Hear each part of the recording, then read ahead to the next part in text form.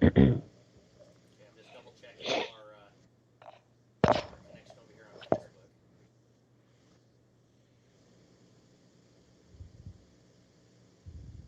Okay, so what we're going to do is I'm going to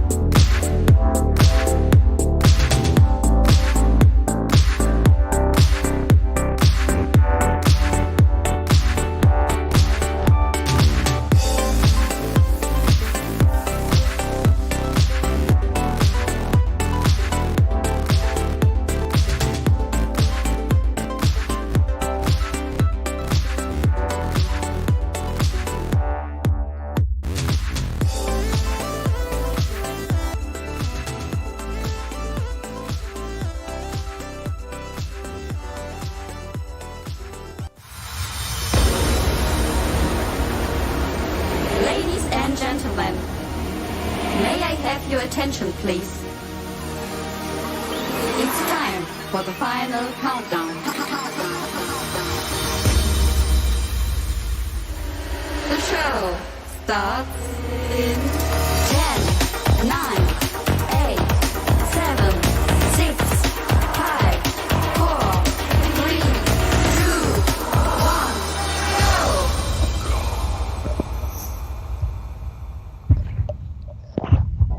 Well,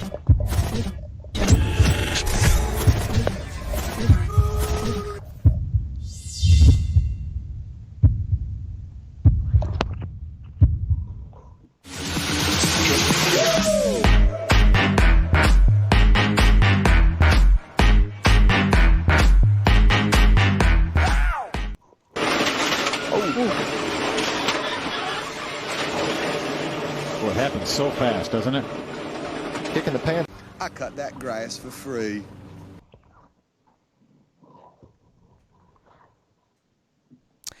Welcome, race fans, to another episode of Dirt 360 TV Live. I'm your host, Josh Warbis. We are sitting here, and if you look off to my left-hand side, that man is Kid Sensation himself, 19-year-old Brayton Laster, man. Dude, how the hell are you, brother? I'm doing pretty good. You sore at all? Believe it or not, no. I came out of that wreck where I cut that grass for free. I came out of it pretty calm, and no bruises, no soreness. We were a little worried about possible concussion. I was good there, and yeah, I mean the car did its job. The Mullins built a really safe car, and especially for wrecking at those speeds, I came out pretty okay. Well, I'll tell you what, man. It is. It's good to talk to you. It's good to see that you are alive and kicking. I mean, I can't believe at 19 years old to take a hit like that, man, especially from the back. What were your first thoughts when you got hit? Yeah, I mean, you're coming through the trial, or you're coming through the front stretch and up towards the middle and everything, and you got 29 laps to go, and you're coming. I mean, basically, you're coming from 17th and made it all the way up to 13th. Man, you were on the move, and then all of a sudden, all hell breaks loose. What was your first thoughts?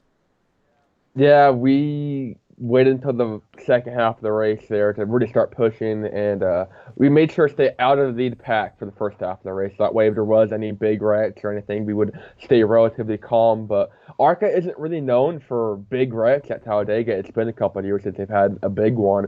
And we hit that halfway point, and we're like, all right, let's get a move on here. And we restarted like 23rd, I believe, and got up, like I said, in the top, 20, and then we were like looking inside the top 15. And I come off of turn 4, and I'm just Sunday cruising, and then next thing I know is I was going straight, and then I'm not going straight, and I'm looking to the left, and I hear my spotter say, reckon, and at that point it was a little too late, and I start to roll back up the track, and my first thought was, I'm like, oh, I'm about to get T-boned, like I didn't get T-boned, and then I rolled back down, and I saw that grass everywhere, but I didn't even know I got hit the second time. It was like an hour and a half after the fact. I went through New Info Care Center on that entire process. I got back to Detroit. I'm looking at the car, and Diana goes, "Man, you see that 10 car that cramp over you?" I'm like, what? She goes, I mean, all four wheels were off the ground, and I'm like, who? The tanker? He hit me? And I was so confused, and then finally someone showed me the replay. I'm like, oh my lord, dude, that's awesome. That's awesome. I mean, you kind of are a daredevil. I mean, in some of your other racing and stuff besides Talladega and Daytona in an ARCA car and stuff. You drive figure 8 cars. Basically almost full time. Mm-hmm. Yeah, our main time focus is the dirt stuff, and we don't do it every weekend, but when we do have an off weekend, we go and we run the figure 8.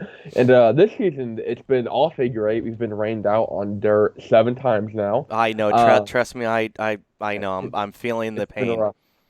It's been rough. So we've run mainly figure 8 this year. We have not done a single dirt race. But yeah, and for those of you watching that don't know what figure 8 racing is, basically the track is in the shape of an 8, and there's an intersection in the middle, and there's no stoplight, there's no stop sign, there's no passing green light, there's no red light, green light. You just go and you try to work and maneuver your way through an intersection without getting hit with 15, 20, 25 cars on the track. These are full-blown late models too, so we're going at least 50, 60, 65 miles an hour probably through the intersection. So it's pretty crazy. Are you going to look back at this when you're 50 years old and go, what the hell was I thinking?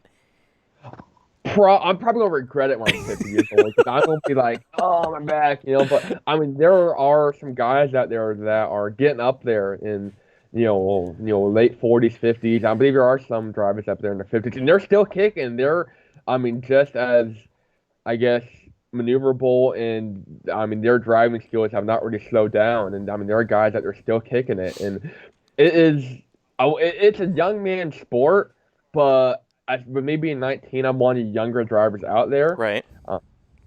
So I mean, I think the average age of those guys is probably in the 30s, maybe early 40s. If I had to take a guess, I'm not too sure on that. There's a couple guys in their 20s, but Well, you do realize the reason why they're out there, right?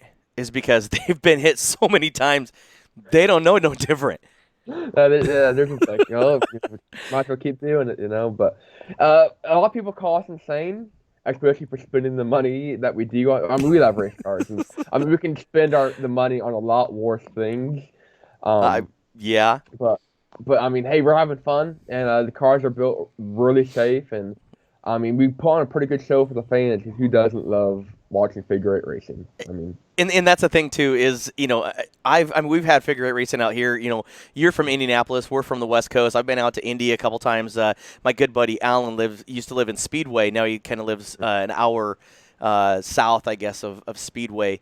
But I went to an Indy 500 race and stuff. I haven't been to a Cup race yet. I don't know if I really want to because NASCAR's becoming just that, But an Indy race is totally different. And the first time being out there and watching the speeds, of them come through, the backstretch into turn 3 and 4, and then we're in between 3 and 4, so it has that short shoot straightaway, and then they zip on by. What if I could go down the front stretch and they're gone. It's fast, and they're so low to the ground and so close to the wall sometimes, or even if they're down on the rumple strips, they come and they're gone, and it's like okay, and wait another minute and a half and they're back again.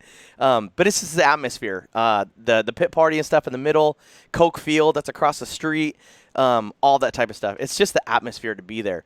Want to talk to some of the people that are watching. I want to thank everybody that's watching too, all the way from Indianapolis, all the way across the country. We have, let's see, Scott Matthews says, you are, that's my boy. I'm watching from Indy. Josh says, the Pizza Man. We're going to get into the Pizza Man thing too, because it might get you a little Caesars deal here in a second. But Scott Matthews says, hi, Dana. Is it Dane? Oh, Dane. I'm sorry. I got the glow from back here. So we got kind of a little backstory here a couple hours ago. We just got back into town. We were up at one of our local tracks about 3.5 hours away. All of our dirt stuff got rained out. So my announcer, Terry Bridges, is up announcing a sprint race up in Tri-Cities area. And he's like, dude, you just need to come up here and just hang out with me. And so I left yesterday afternoon. Got up there, did some PR work, talked to the club and everything up there about possibly bringing RPM Sports Network up there sometime, and then drove another 3.5 hours back today to get ready for the show. And of course, everything was set, but it's a scramble sometimes. But hey, it's fun, right? Mm-hmm. Let's see, Michelle. Oh, no, Michael Teller says, Brayton, he says, what's up, buddy? Glad to see you live. Hell yeah. Want to thank everybody, man. If, tell us, how's the live? Can you hear us? And all that type of stuff. Can you see the beautiful face of Brayton? Because when we did a pre-show, before we went live, he was all in the dark, and he had like a sweater over his head, and he looked like a 19-year-old kid sitting up in his room. I want to clean my room up a little bit, and so I'm not gonna lie. I was like, it's been hectic going back and forth because I have like all of my Daytona, ARCA, NASCAR, like my fire suit, helmet, all that is completely different from like my dirt and figure eight stuff. And so I was like going back and forth, like trying to find everything and get my figure eight stuff ready, and I had GoPros everywhere because I do a lot of GoPro stuff too. Yeah, I've spent like all day pretty much cleaning my room up, and it looks nice. Well, you do realize, because I asked, I said, where are your parents at? And you go, dude, they're downstairs. And I said, why are they watching? And he goes, well, yeah, they're watching. I'm like, your mom came up there and said, this needs to go. Yeah. This needs to go. If you need to shove it underneath something, this needs to go. Yeah. It's all in the corner. No, it's Mama Laster, you got a good kid, man. He at least this picture frame, he looks good. It's awesome. I got a trophy in the background. I got a poster up there. I got a helmet back here without a visor. I need to order a new visor. I signed that when he gave it away, but that was the Talladega visor. You know, Yeah. when we were talking a little bit, when I was driving back and stuff, we were Skyping and stuff driving back. Hands free, thank you, hands free. We talked about, kind of how the show runs and everything else. And I'm like, dude, we're just two buddies that haven't seen each other in a long ass time. That's how the show is. This is your show. This is the reason why we do this, is because, to highlight you and to sit there and make sure that you get your name out and all that type of stuff, and just talk about you, because this is a gold mine right now for you because of what happened at Talladega. We're talking about, bad things can turn into good things. You just know how to twist it and how to do it. Young man, you can drive a race car, and it shows. It shows at Daytona, and it shows at Talladega. And it's crazy because, you're only 19 years old. You're so marketable. How are we going to market you? Well, that's where maybe Little Caesars comes in. And we have a short clip. I want to sit there and let me see if I can do this. I don't know if I have that. I do. Let me give me 1 second, guys. I'm gonna see if I could put on his Little Caesars clip. So talk about your history, like how you got into racing, how you got into dirt racing and stuff like that. Why you do this? Yeah, my dad, of course, he has been behind me 110% the entire way. My mom's always been there for me. But my dad got into racing a long time ago, way before I was born. And he's always worked on cars, owned cars since the 90s and early 2000s. And finally, when I was about 7 or 8 years old, we have this class at the Indianapolis Speedrome where I normally race at for figure eight stuff. They have a go-kart class called the Junior Fast Karts. It's basically fully caged go-karts. I think like 3.5 horsepower engines, and they weigh like 300, 400 pounds. And they go about 40, 50 miles an hour. But when I was 7 to 8 years old, we got one, and we went out there. And I didn't know what I was doing. I'd always go to the track with my dad. I'd watch, and I would just kind of sit there, and I'd be his only pit crew. I really wouldn't work on the car. I would just kind of sit there and stare at it. I was like 3, 4, 5, 6 years old, and often my dad would have to find someone in the pit stands and like one of his buds, like, hey, here, watch Brayton while I go race. And, My parents used to do that to me too. yeah, like, hey, I'll be back in a couple minutes. Make sure it doesn't walk off. And Does it walk off? So, and then I got in go-karts, and my first race, it went terrible. I got spun in the heat race, and I'm like, okay, and I was slow. I was dead slow. I was terrible. And then in the feature time, I got spun out, and then as I was getting spun, I got T-boned. It was actually brother-sister combination. The sister spun me out, the brother T-boned me. Oh, and hey, double team, right? Yeah, I retired right then and there for like 8 months. And I'm like, all right, Dad, it was awesome. I'm never doing this again. And he goes, okay, how about this, son? I'll just keep the car in the garage and everyone go do it again.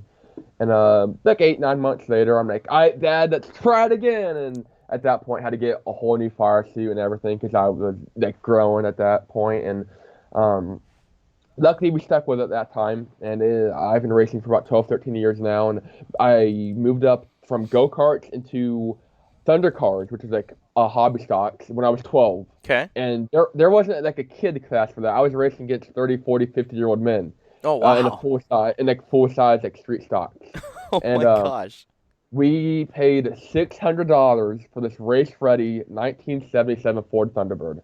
Drove it on the trailer, and we could have raced it that night, but took it home, did check up on it, changed tires, took it the next weekend, and that was where I think I got a lot of my learning experience and racing experience from, because go-karts to full-size street stocks, basically, it's a big learning curve. Oh, I'm and sure. We were there for 2.5 years, and I had a lot of people kind of take me under their wing and kind of teach me the ways of racing, the do's and do's nots, and a lot of people also kind of didn't like me, and they didn't want to go out there and race against a 12 and 13-year-old kid, and said we didn't belong. And when I was 13 years old, we ran my first figure eight race in the street stock Thunder car. My mom hated it. She thought we were stupid for going out there and putting like my dad especially, for putting our 13-year-old boy out there in the figure eight. I became hooked. It was awesome. I loved the adrenaline, and raced a Hornet for on and off for a couple of years. And when I was 15, CJ Rayburn, dirt late model great, especially here in Indiana and the entire Midwest, really the whole country. Yeah, before he passed away. Yes, Yeah. before he passed away in 2018, he kind of took me under his wing.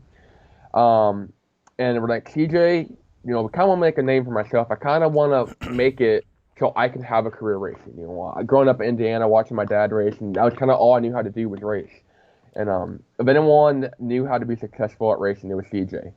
And he goes, well, gotta get yourself a dirt late model, and he sat here and walked us through it. And we're like, Cray or Super? Like, what should we go with? And he goes, well, you want to be one of the best one day, don't you? I said, yeah. He goes, well, you want to be one of the best, you got to race against the best. So with no dirt experience whatsoever, I'd only gone to one dirt race before in my entire life. We got a Super dirt late model. The car was like 25 years, the chassis was 25 years old. It was older than I was. And 15 years old, I went out there at Brownstown Speedway in 2018. Yes, I'm after right. Yeah, 2018-ish. And got Rookie of the Year, 10th in points. And that's where we've kind of been at ever since. Is we've been doing the dirt stuff, traveling a lot. Last year we ran our full touring series with the Ultimate Heart of America. We got 3rd in points there. And but yeah, we don't really stick to any series. We just kind of go with the flow. And whenever we have an off weekend, we go do the figure 8 stuff. And then this season, of course, did some ARCA stuff. That was kind of cool. I never thought I'd get that opportunity, but I got that opportunity through TikTok of all sorts of all paths I could have gone. I got the opportunity through TikTok, so that was definitely pretty cool. Well, I'll tell you what, TikTok has, that's how, we got with Mullins and everything else, and because of his wife, posting, we've been following them for about a year or so, and then to get him on last week was a great honor for us here at Dirt 360 TV, RPM Sports Network and stuff, our sister station. We just happen to have more followers over the dirt stuff because we've been doing more dirt stuff than we've done RPM. So RPM became a factor when people started saying, hey, let's, film some asphalt stuff. Well, you can't take the Dirt 360 name to an asphalt track. So we started RPM Sports Network, which is now home of Dirt 360 TV. So if you guys are out there and you guys know, of an asphalt track or whatever like that want to have some great live streaming, go to our YouTube channel of Dirt 360 TV. You can see everything that we've done, about 90% of it or so from when we first started to basically not knowing nothing. It's only 2 of us. It's my producer and myself, and that's it. And we do as well or as better than the big box stores. So we, and we like doing stuff like this because this gets, everybody has their own niche and everything else, but we like to be more personable to, drivers and fans and tracks and give back more than we receive. So, and that's the reason why, I want to bring you on and Mullins and all my other guests and stuff to present yourself and to say, hey man, this is us. And it's just cool talking back and forth and everything too. So let me see if I can pull this up. I want to get to a couple questions for some real quick because they are funny. Let's hear from the pizza man. Does pineapples go on pizza? No. Nope. Steve Ferguson. No. Sorry, buddy. No, it does not. No, 100%. It would be the same. You cannot be like that if you want a pizza sponsor, son. Everything goes on pizza. You can put everything. So you want a pizza sponsor? You have to eat it. I'm sorry. I don't think those pizzas even offers pineapples on the pizza. I don't think you can go. I don't know that many pizza places that your mom, I'm assuming this is your mom. She goes, yes, I told him to clean his room. LOL. Our 212 pound. Am I reading this correctly? Yes. 212-pound St. Bernard is sitting outside his door waiting to come in and join. Probably covered in mud. Probably covered in mud. Yeah, let me see if I can. Yeah. Let me see if I can bring up this. Let me see if I can bring up this video clip real quick. Hold on. I'm right into that. Yeah, we've been working in the backyard for the most of the day, kind of, and I've been working in my room. And if it's any water or mud in the backyard, she decides she's going to roll around in it and just run across the house and just make a mess of everything. Let me see. And so I was like, nothing wrong. She did no wrongdoing in her mind, Well, of course I'm right into that. I have it playing in the audio, but I can't get it to pull up. So give me a second. We'll get you here. See, this is the whole reason why we need to. I need to have more people.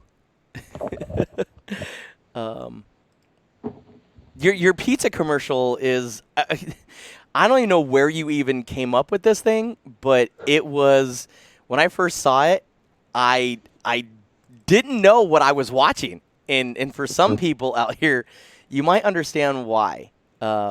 Because Where did I it's that? it's a. Oh my gosh! Why is this not? Let's see. Let me see if we can pull it up in the background here. You know, in today's world in racing, you have it's kind of like the NFL, where you have millions of people out there This is why trying the to most go for a secret very bunch- limited number of spots. And I think racing, there's probably more or about the same kids of or people just try and make it. I mean, NASCAR, there's probably only a couple hundred drivers that compete in the top 3 or 4 series from the top 3 NASCAR series in ARCA. There's probably only a couple hundred drivers, and you have probably hundreds of thousands of drivers across the country and the world trying to make this a career. And so going out here and making video like you're about to show, it's gotta be different. You gotta stand out. You definitely got to stand I did a out. pretty good job. Yeah, I think I did. I think I did a pretty good job of that one. So. I can't pull it up for some reason. Some reason it is being a turd. Third. It's on my TikTok if anyone's watching. So yeah, TikTok. go to his TikTok and tell everybody what your TikTok and stuff is. My TikTok is just at Brayton Aster, and it will be the pinned video. So the very first video on the top left when you go to my It is profile. funny. Well, let's start off with this. Who helped you make this commercial? So yes, it was my mom, my dad, and then we had a friend of ours helping us out. She was helping us out and stuff with marketing, and she had some experience in that field. And we knew we had to go with a whole different approach, and we weren't really sure how to do it. And we have a whole document of different ideas, and we wanted to build on the whole Pizza Man thing. And so we're like, you know what? Let's film, short commercial type promo deal. And I mean, it was. I almost got sick because my mom, we're like, hey mom, we need pizzas for this. She goes, I'll be back. I'll get them on the way over there. Whatever. I'm like, okay, perfect. We meet at the track. We filmed at my local dirt track, Circle City Raceway here in Indianapolis. And my mom shows up, and she has about 12 boxes of pizza. And I'm just like, oh boy. And I sat there, and I probably ate close to a dozen and a half slices of pizza throughout a 4-hour span. It was so good. It tasted so good, but I just felt miserable after. I ate 5 pounds of pizza, I think. My question is, let me get us back to some of these comments and stuff like that. So after your mom says a 212-pound Saint Bernard, Josh Webb says, I disagree. From one big boy to a pizza man, it's not too bad with some barbecue and chicken. And we can ignore Luke. Luke says, Brandon, you are also known as the man in the diamond pants. Luke, I go to school. Do we need to touch on that? We don't even know. We don't need to touch on that one. I think we'll come back to that one. Let's come back to that. Oh, it's fine. We got we got a lot to talk about. In this commercial, who picked the 70s? And I apologize for my French. This is a PG show. Who picked the 70s porn music? If I had to guess, first off, I feel like it's more of an 80s type vibe. I don't really, know. I wasn't around back then. But that would have been we had that one friend of ours helping us out. And don't want to say no names. I'm not going to throw any names. It might come back. It might come back to, yeah. But she helped us out a lot with that whole project, and we had a videographer dude helping us out, and those two put together the whole video. It was fun. I'll give you that. I had to watch all. I think you have 3 of them. I had to watch all 3 of them. After the first one, it's almost like watching a train wreck. You have to see what the next 2 are. So you have to watch it from start to finish. You can't look alone. You got to. Scott Matthews says, fun fact that I have one of the first Brayton Laster autographs hanging onto it, my friend. That is awesome, man. And then let's see. Let's go to Joshua. It says, "Okay, how about this? What's a good thing to drink with your pineapple pizza? Obviously from Little Caesars. What's your favorite drink? I am a lemonade type of guy. I really like them. I don't. The sweet and sour type, or like It's like normal lemonade, like Tropicana lemonade. Yeah? I love some apple juice, some orange juice. I try to stay away from like super high sugary drinks or that don't drink too much of it. Because we are in the middle of racing season. Can't go wrong with water. I like to throw in some. We have like some Jolly Rancher like mixers, like a Kool-Aid packet. Yeah. We have like green apple Jolly Rancher. I love mixing those together. But Nice. Let's talk about. So you got a lot of fans, man. He says he loves the kid's great driver, but loves his fans and shows it. We were talking about that, and you spent 3 hours at Talladega at the fan zone. We're going to get into some, Daytona and Talladega, but when it comes to fans and stuff, because you are, you're not a regular. You basically show up and drive and all that type of stuff. What do fans that don't know you, how do they react to you? yeah, we went. It was Daytona. We spent a couple hours there. Talladega. I really wanted to spend some time in the fan zone, but we got into the garage at like 9 o'clock, and our race was at like. We had to be on the grid at like 11, so I didn't have a whole lot of time there to really go in the fan zone. But Daytona, we had a ton of time.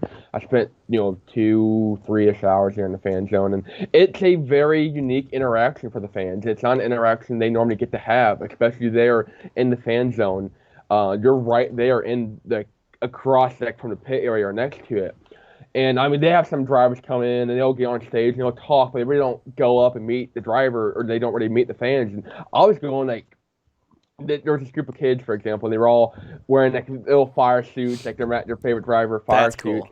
And I sat next, and they were like eating chicken tenders. I sit next to them. I'm like, "Hey, kid, is that good?" And you're like, "Yeah, it's good." And I'm like, "You gonna watch the ARCA race later today?" And they're like, "Oh, maybe." I'm like, "Well, if you do, I gotta give you somebody to root for, right?" They're like, "Yeah, I guess." And I like pulled out a hero card exactly like that, pulled it out of my pocket, pulled a Sharpie, and I signed it for them. And I'm like, "You know what, kid? There to go.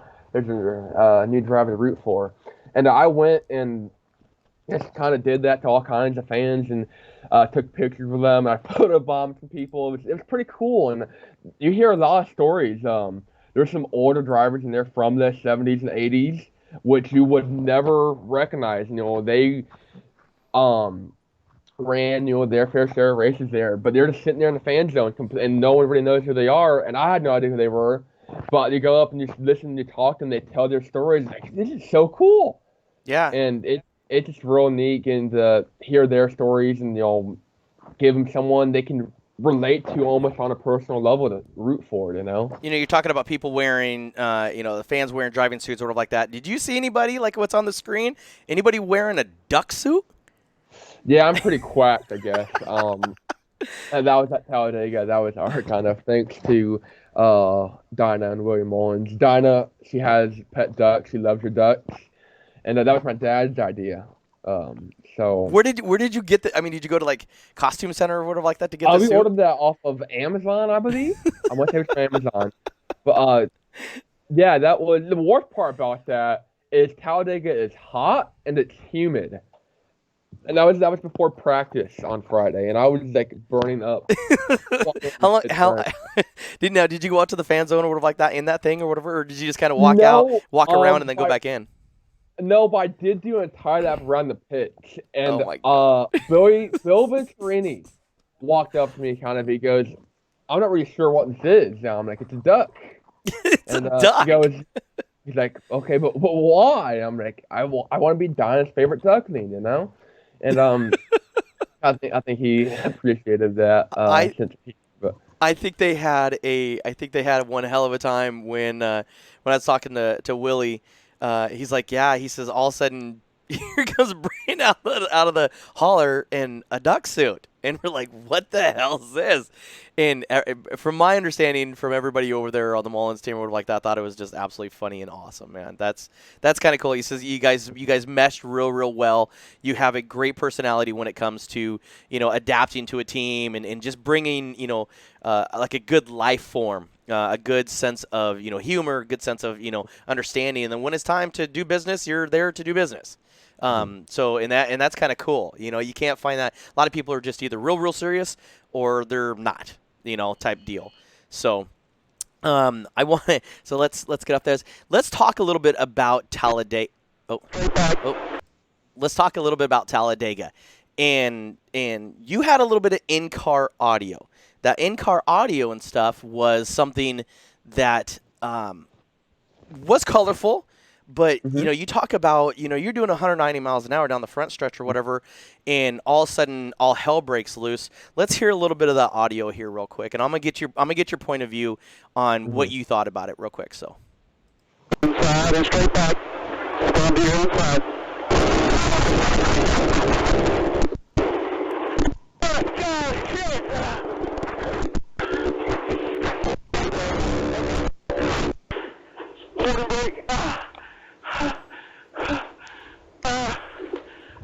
I'm good.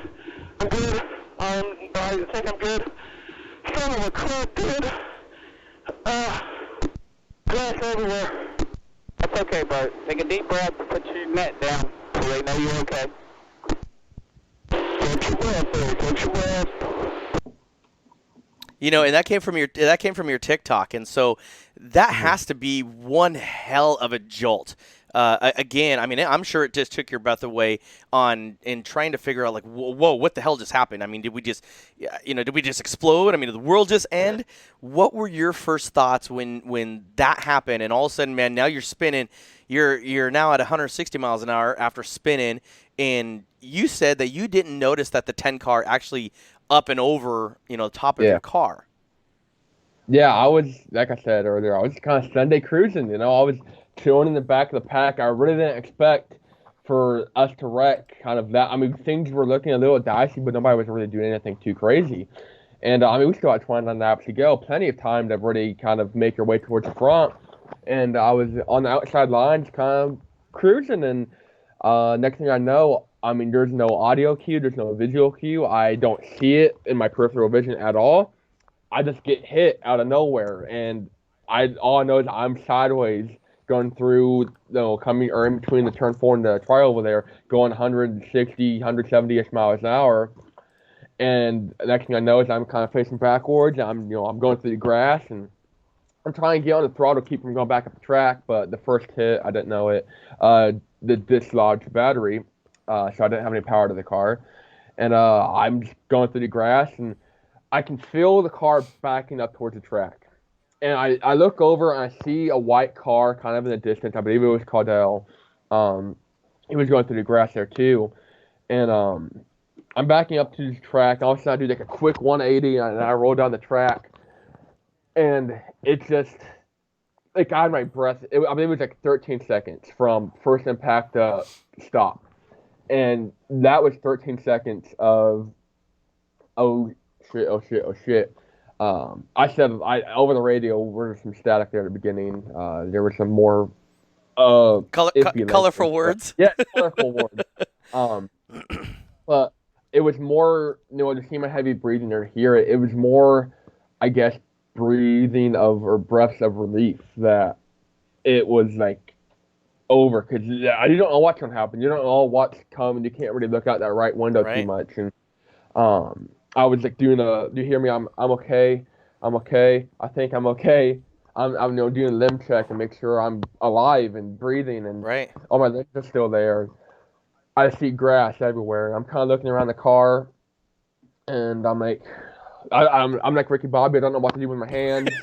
And, well, I mean, you cut that grass for free, from my understanding. I did cut the grass for free, And, I should probably take a bill for that, or a bag of grass seed to repay.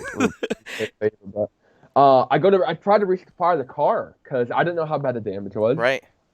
I mean, I just felt a tiny impact. Well, it wasn't tiny. I felt a pretty good impact in the left rear, and but I didn't know how bad it was. And I went to go fire it up, and nothing. And I'm like, okay, well, I come across the radio, and I'm like, yeah, sorry guys. And that video there just showed I cut it off before this, but after that video I go, I'm like, sorry guys, and they're like, oh, it's not your fault, nothing you could do, because I wasn't sure what had happened yet. I'm getting out of the car, I take my helmet off, take my Hans off, and I'm still just kind of sitting there collecting my breath. I was looking around the car, and I go to get out of the car, and I put my hand kind of on the back left recorder panel, and it's not there. Yeah. Oh yeah. It got ripped off. And it's at that point I'm like, oh, and I kind of look over, I'm like, oh, that's not supposed to be like that. And I remember when I came to that stop, I looked at the right front. I saw the right front was kind of mangled up, but I wasn't really sure how. Because that was my initial worry, too, is when I got hit, and I knew we were towards the back of the pack, and I was running to a 15th. I think you're running 13th because it was 29 laps to go. My understanding and stuff is that by the time that you got hit, you came from 17th all the way up to 13th, and we're still working that outside groove because I think that outside groove and stuff was still moving for you. We had a lot of momentum. Yeah. So and like I said, I knew we were towards the middle-ish of that pack though, and there were plenty of cars still behind us. So that was my first worry, was I was going to get hit while spinning, and I did. I didn't know it though. I didn't feel it, didn't see it, didn't hear it, nothing. But and I was just kind of looking around the car, and my dad always told me, you know, when you're getting out of the car, you know, wave to the fans, let them know you're okay. And I get out, and you know, help the fans are clapping, they're cheering and whatnot. And I got the one hand wave, and they're like, "Ooh!" And I'm like, you know what? This might be my last time here. So I just broke both arms up. Yeah, and you're doing the thing. Yeah, and that whole step, just goes, woo! You do realize that is an internet. I mean, your whole thing, you know, for FS1 and stuff to, you know, I mean, your 13, 15 seconds of fame, FS1, you know, I mean, for 2 commercial breaks, they were talking nothing about, you know, they're talking all about you. And then all of a sudden, you know, then they come back from the second commercial and they see you getting out of the car and medics and stuff are down there in the infield or whatever like that, and you turn around and you're looking at the fans and you're like this, and there's an old country, and I cannot remember. Lane Foster. Who is it? Lane Foster. Lane Foster. Yep. So before, Frost, so when because he rode bulls, and I was a huge fan of him and stuff like that, and that's how he waved to his crowd and stuff, and he was just like this, and I think that's where Ty got it from and stuff like that too. So you're a legend, son. Yep. I mean, if you're gonna be known for anything besides Pizza Man, you're gonna be known for the wave too. So, I got it from Austin Dillon. Got that from Lane and his 2015 or 2016 wreck at Daytona, I believe. And so when I got out, I did. I thought it was like the Lane did like the whole, then moved his entire hand. I just did like a little clappy thingy. But so next time I wreck at Talladega, hopefully I do go back to Talladega. It'd be pretty cool. I'm not expecting it, but we go back. I never expected to get to run Daytona. And the fact we even got to practice there was phenomenal. And then we raced there, and then we're like, oh, dude, this is awesome. I'm like, all right, that's it. You know, back to dirt figure 8 race, and then sure enough, back to Talladega, or we're going to Talladega. And I'm like, this is surreal. You know, I'm a small town kid from Greenwood, Indiana. I race dirt 8 models and figure 8 models. We're not supposed to make it to Daytona and Talladega, and you know, we're not supposed to make it to that level. And the fact that we even did was groundbreaking. You know, I didn't expect to run at that level, and you know, we finished 13th at Daytona. I didn't expect to be, you know, competitive right at that level. I wasn't sure what to look for going in, and I was very content, even with practicing at Daytona. I was content. I could have just said, cool, I did it. I would have been super content with never doing it again. Right. And then we ran the race. I'm like, all right, cool, we did it. Made my ARCA debut. Never doing it again. I'm cool with that. I made the level I never thought I would. And then Talladega, all right, cool, we did it. We wrecked. Got my, you got your 15 seconds of fame. Some of the people and stuff that are making comments. Joe McCoy says, you just got to get to know him. Talking about you, and he is an awesome driver. I have crewed for him on his. Let me get down here on his late model team. Keep up the good work, buddy.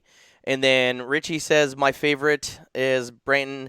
Asked for pancakes before. Yes.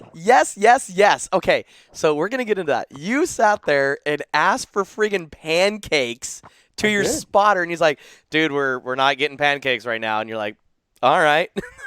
Now, let's talk about who your spotter was, because he's kind of well known. Yes, Jason Jarrett, Jarrett last name, you know. Dale Jarrett's son. Yes, pretty well known Mhm. throughout NASCAR, and so that was definitely very cool to have a experienced spotter and one that's kind of been around the sport for a long time. And we had Jesse Vaughn down in Daytona and helped us out a ton down there. And that's kind of weird. I've never had a spotter before. Dirt late models. We Yeah, don't even have meters. we don't run spotter. We don't run mirrors. We don't run spotters. We Um, sometimes have a guy on the other side in of the fence infield, going like this. yeah. You To know? that. I got my crew chief crip PVC pipes we got Yep. from Lowe's, and we cut it and we have duct tape at the end. Yep. And to be Yep. Colored honest, duct tape. To be honest, I don't even look at Crip. My crew chief's name, I call him Crip. I don't even look at Crip when he's doing it. So he's just like making random signals while we're racing. I used to crew for an IMC modified driver named Kenny Miller here on the West Coast or whatever, and we had got some sticks or whatever, and it was so funny because you'd have a bunch of people, and then but we were there just to make fun of them, and like. We're doing this and everything else, and everybody's like, well, what does that mean? I'm like, dude, he's way close, man. You got it. He's left. He's packing the front tire, and he's like, right there, dude. He's like, we should tell our driver that, and so they're doing this, and it's literally like they're out there in the airport. It was the funniest thing I've ever seen, and we did it just to be silly, and it kind of caught on. These guys were really thinking because Kenny was winning, and I'm just doing just dumb stuff, come here, do this, and they're like, oh yeah, so everybody's and they're adapting to this, and then all of a sudden, they're coming back out for the next heat race or the main event, and they're doing this, and I'm like, are you really? Is that really? That's fun. Dirt racing and asphalt racing are two different worlds when it comes to characteristics on crews and everything else. It's just so funny. I want to get into a couple things here. He says. We can ignore Carter too. He's all he I went to school with him too. Carter says, watching from Alabama. I love the kid sensation. Well, you know what? He loves you too. Allison Renee says, we are so proud of you. That is awesome. Hey, when you go back to school, you're gonna tell him, man, hey, I love you, brother, man. I saw your post. I love you. So you got to do it now. Let's talk about the pizza thing.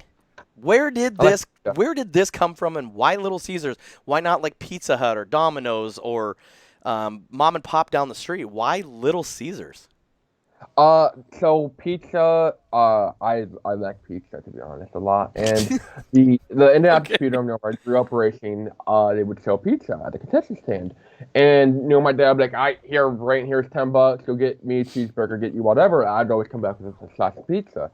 And I just kind of became known as the pizza man. I was first a pizza kid, and then growing up, and now I'm the pizza man. And I mean, it was like through school, like through middle school, I had a pepperoni pizza hoodie, I had pants, I had a backpack. Here, like I have a pepperoni pizza backpack. Showing on the camera there, and I carried some of my dirt stuff or my racing stuff in that. And so I was known as the pizza kid or the pizza man through school and racing. And it kind of became more of a personality trait than anything. And then for my 16th birthday, I want to say, maybe my 15th, my 15th or 16th birthday, my parents surprised me with it was a helmet and it was dipped to look like pizza.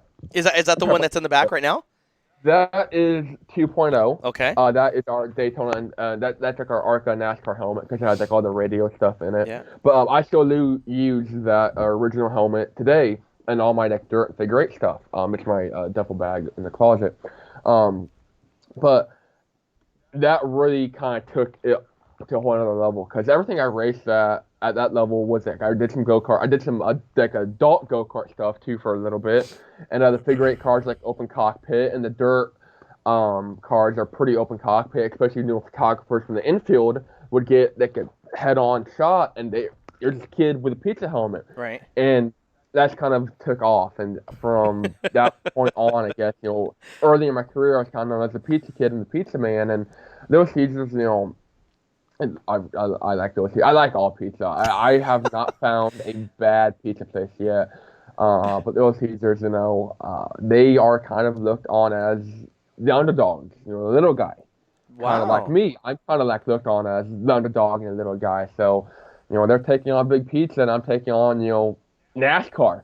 Yeah. So it's It's taking on some big competition there, and I definitely have the odds stacked against me. But I like all pizza, so I mean, as long as it has pepperoni on it and no pineapple, I can work with that. Josh, So that's what Josh just says. He says unless it has pineapple on it, I guess. Let's get past the pizza deal. Let's get past Talladega. Let's get past Daytona. You now, son, are going to be running in a truck. Not anywhere in a truck, but Knoxville on the dirt. Kind of like your grassroots type stuff. How did this and where did this come about?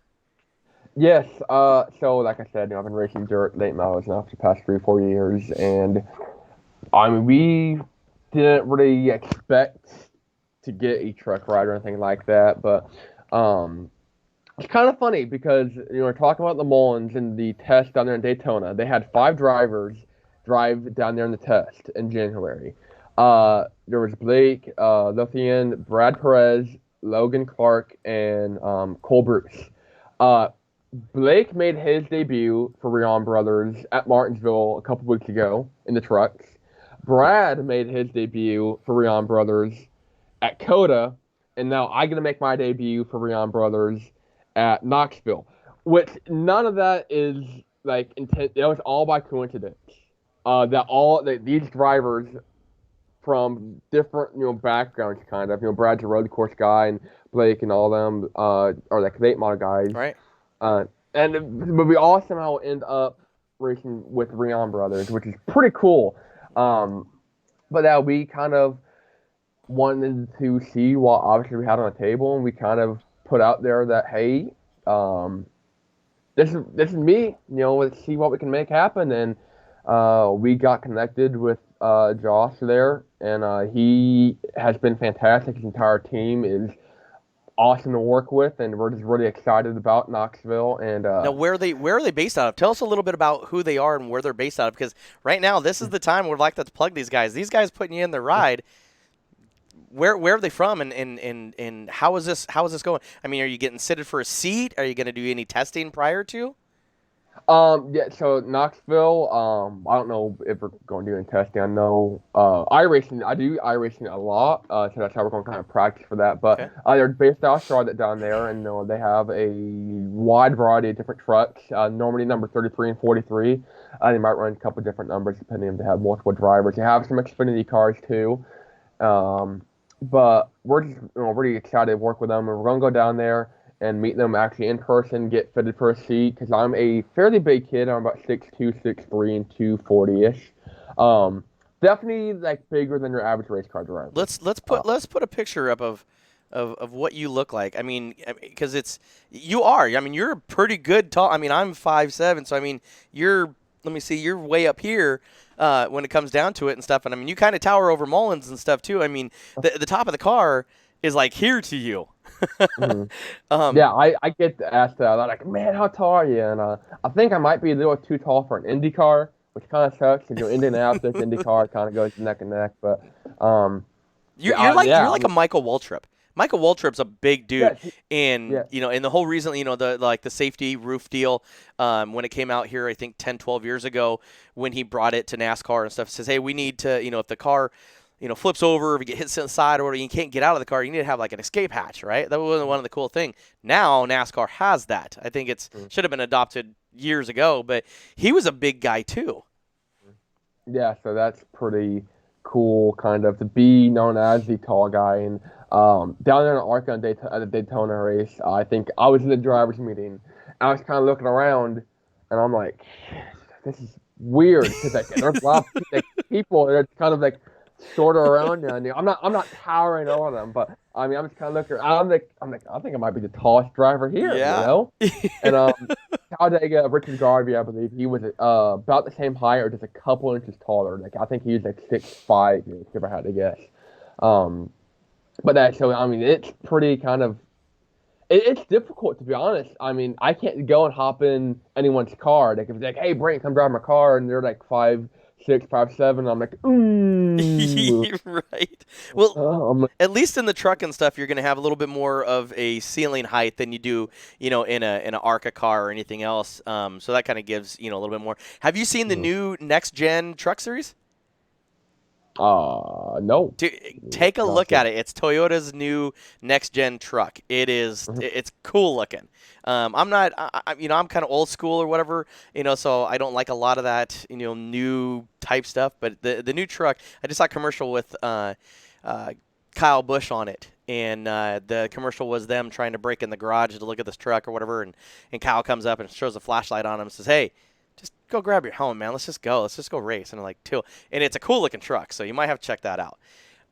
Let's talk about some of your social media, and how people can get a hold of you, how people can support you in your racing deal. So let's talk about some of your social media deals. Yes, first off, TikTok is a huge thing of mine. That's kind of where like I talked earlier, trying to stand out. TikTok, it's been around for 3-4 years now, but still a fairly new platform. And that's kind of my main, I guess, outreach is how I connect to the fans, because they can ask a question and I can respond directly right there with a comment or a video and talk to them on there. And my TikTok is at Brayton Aster. It's my name. Don't wear it out. no, wear it out, because the more people that talk about you, the better. So, but yeah, that's my TikTok. I got Twitter. I'm still kind of new to Twitter. I'm trying to get pretty active on it. That's at the one pizza man. My Instagram is at the one, the only the pizza man, and then my Facebook page is Brayton Aston Motorsports. There, that's where you'll post more of our weekly updates, how we do, where we're going and stuff like that. So I normally post that stuff on all or most of our social media. TikTok are the top two, and I got a website, BraytonAster.com. You can find a partial schedule there of where we're going to be racing at, whatnot, for the upcoming weeks. And we generally update that weeks at a time because our schedule is still very tentative as we're putting stuff together. And we're actually working on probably doing a couple more truck rides later in the season. Can't confirm anything yet, but Knoxville is a solid deal. But looking forward to doing that. That's something too. Is like it's kind of difficult to go back and forth between dirt racing, figure eight racing. Here's a super speedway, 2.5 miles. I mean, those driving styles are very different. But yeah, I use iRacing a lot, and I got a butt kicker. They actually hopped on board for They could help us out. They kind of it kicks you in the butt is what it does. You have it hooked up to your seat, and it kind of is that where the camera? Because I was talking to Willie and stuff about again, you are just kind of like a come and go type driver in the series and stuff, but the butt kicker in car cam, that was cool, man. I mean, and to be honest with you, thank you to butt kicker, because if butt kicker didn't put in that extra money to get that camera put in there from FS1, we wouldn't have a lot of this cool audio, and we probably wouldn't be talking right now. Yeah, it definitely helped out a lot there. And that was her mom's idea. Like, I give credit to my mom because that was 100% her idea. We were kind of like, in-car camera. I mean, I don't know. Oh, yeah. But it paid 100%. To be honest, that wreck probably did a lot more for my career. And all the replays and getting, I hate to say it, but I'm going to be known 15 years down the road, if I make it in NASCAR, if I make it up to the leagues, or through the series, which would be awesome, but I'm not expecting it by any means.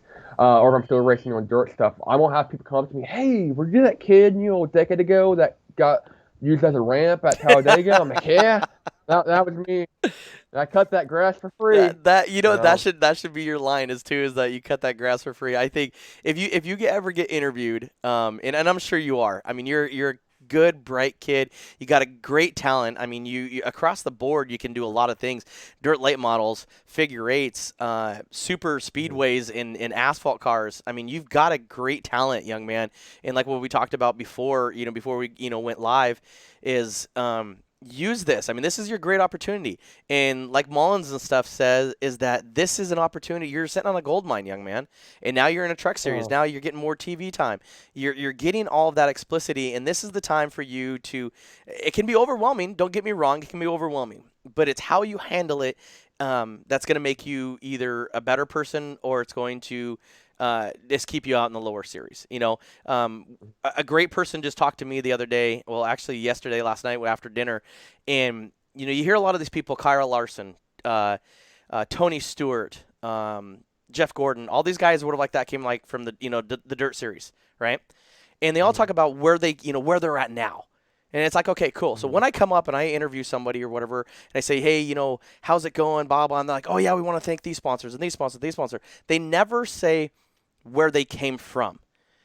Go. And a lot of them came from go-karting and say, listen, worry about these guys and stuff later, but man, go support your local go-kart track. Go support your local dirt track, your asphalt track. Go support those guys because that's where I learned my talent. That's where everything came from so I can get where I'm at. It does take the little person to go out there, support that, get involved in it and whatever, and then grow from there. And that's exactly what you're doing, young man, is that you're taking your small town hero, racing career and making it into something. And it shows where you're going. There's so many people, and that's the reason why we started Dirt 360 TV and RPM Sports Network, is to show that these young drivers who don't get that TV time, who don't get that explicitity, that spend a ton of money to go around circles for glorified fun, and for people to help support them, this is a great opportunity. And that's where more and more of these drivers should come up, especially the big top guys when they come up and go, hey, Brayton, where did you learn how to ball? And you're like, you know what? First off, go support your local racetrack. Go support this, go support that, go support this, because that's where I came from. Now let's talk about the corporate sponsor. That corporate sponsor is going to be there. Mm-hmm. But you came from somewhere. Where did you come from? Mm-hmm. That's all that matters, right? It's all about the local tracks. 33 times last year, and this season we'll probably race close to 30 or so times. And like we were talking about down at Daytona, going to the fan zone, and that's not a new thing for me. I've been going through the grandstands for years. That local tracks, that is a big thing I have a problem with. There's not a whole lot of driver-fan interaction. Drivers don't really go into the grand. I mean, even if it's like, you see kids in there and you go up and give them a fist pump, just sit and talk to them for a minute or two, and it makes their night, it makes their day, and that might keep those kids coming. And when you look in the grandstands now through a lot of tracks, and I mean, there's not a lot of kids. It's a lot of middle-aged, older-ish folks, and those people won't. I hate to say this, but those people won't be there forever, and we gotta start getting these, this next generation of fans built in. You gotta keep them coming to the track, and I said start them young. Like a race car driver, you want to start them young. Yes, sir. Get them. You don't have to, but it definitely helps. I started when I was young, and there's not a whole lot of guys in NASCAR that. I mean, there's few exceptions, but I mean, most of them started out when they were young, and I say start the fans out young, keep them coming, and going up there interacting with the fans, and just shooting the craps that you were talking about earlier. Well, always remember where you came from. I can't thank you enough for being a part of this. And when we reached out to you, you were more than welcome, and to help support us, and to help support you. I can't thank you enough from the deep down bottom of our heart. Would like that to come on our show, and sharing a little bit of your life and a little bit of your history and stuff with us, and of course the fans from all across the country and everything else too that's watching. So, any last words that you want to say to your fans, or to or to Facebook or TikTok or to anything that you want to say last? Yeah, I just gotta thank you for first off asking me to come on board. It's been a pleasure. This has been an hour and a couple minutes of fun. I told you it would be. I just gotta thank everyone.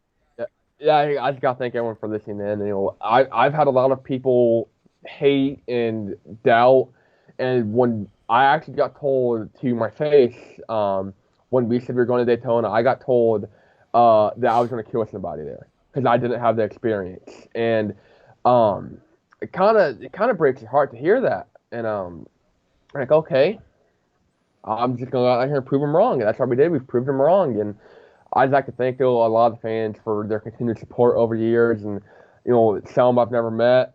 I've got people I met on the internet, playing video games. They've been they got like a whole watch party together on Discord, and they sat here and were like, watching, supporting me, and the lads, Kiki Diki and the boys. That's an inside joke there.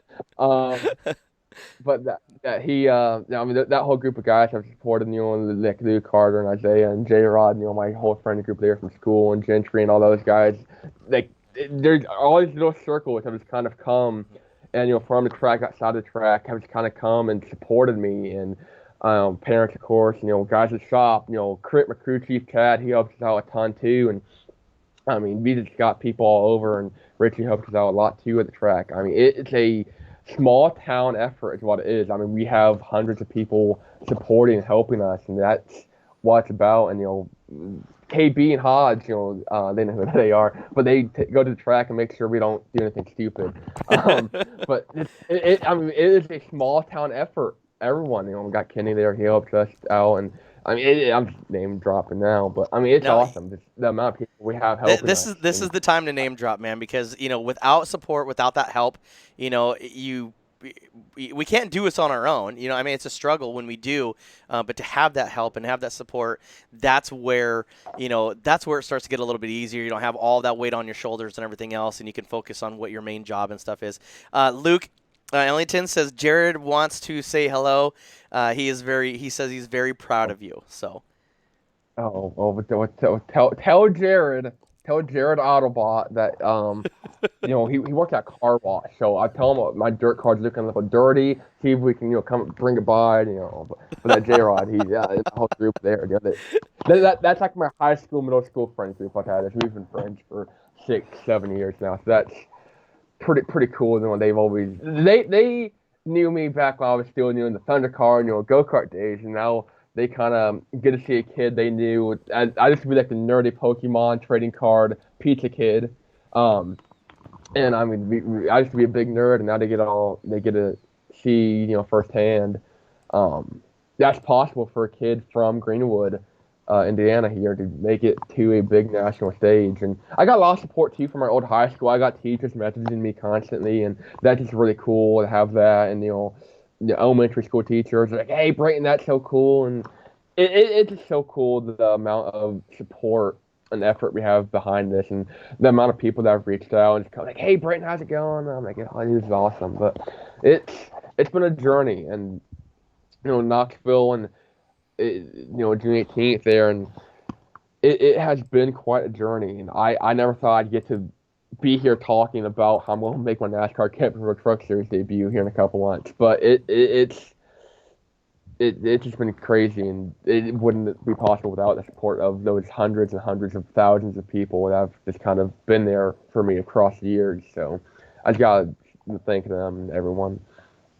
Well, it's a ton of fun, man, and I can't thank you enough for for being on our program and everything else too, and everybody that's showing support. With that being said, your next journey is just right around the corner, man. We can't wait to see you at Knoxville. You are welcome on this show anytime. Hopefully, we can sit there and talk to you after Knoxville and see what you did. Maybe you can be in Victory Lane. If you do, that'd be pretty cool. Will you say hi to Dirt 360 for us? I'll try to remember. If I win at Knoxville, my mind is gonna be racing at like 1,000,000 miles an hour. No worries, brother. but yeah, I'll say I don't know what I will say, but it's gonna be crazy. I have quite the victory speech lined up. I don't think I'm all. I think to be honest, sitting there talking with Josh earlier this week, and he's providing us with good equipment there to go down to the truck, and I think we should at least be able to pull off the top 15. I'd say just to survive, and that's really what I'm good at doing. I suppose that comes a lot from figure 8 racing. It's just survival. Yeah. And if you're going to be in a wreck, minimize the damage as much as you can. So I'm gonna be the new kid on the block, so I'll probably get picked on a little bit out there. But at least it's back to your roots or whatever like that. You can be back in that dirt series and stuff, so you're not you're not back out in some track that you don't know. So with that being said, Brayton Laster, man, thank you so very much, man. You are absolutely a pleasure to talk to. Awesome young kid. Make sure you support this young man. Go and share his TikToks. Go watch his TikToks. If you haven't watched some of these things, they're funny as hell. I'll give you that. This kid's got a good sense of humor. He's great. If you know people that can help support all that type of stuff, he's got a career. And he just needs a little bit more of a boost to sit there and make that career and stuff like that. So we're going to try to sit there and make this closing video work. If it doesn't, we will click right off. But we want to thank you very much. Brayton, go ahead and hang out for us for a minute. We'll talk to you off air. But with that being said, thank you guys again very much, man. Next Sunday, you all know Billy Smith, the UMP modified driver. His son Zane will be on this show, 9 years old. He just turned 9, I think, this weekend. He'll be on the show. He's driving an LO206, a little cage car. He never know what a 9-year-old's going to say when it comes to interviews. So make sure you watch that show and stuff, too. So with that being said, Brayton Laster, thank you so much, man. We can't wait to see you when it comes to Truck Series. Keep us posted, man, and come on the show anytime, okay? Yes, sir. I'll be here every week if you let me. We'll do it, man. Let's talk. I mean, it's awesome. Let's make a show out of it. Yeah. Once again, thank you for having me, and thank you everyone for watching. And shout out to everyone at home. And wait, yee. We can go ahead. We can roll the outro now. Well, thanks, guys. We'll see you in a minute.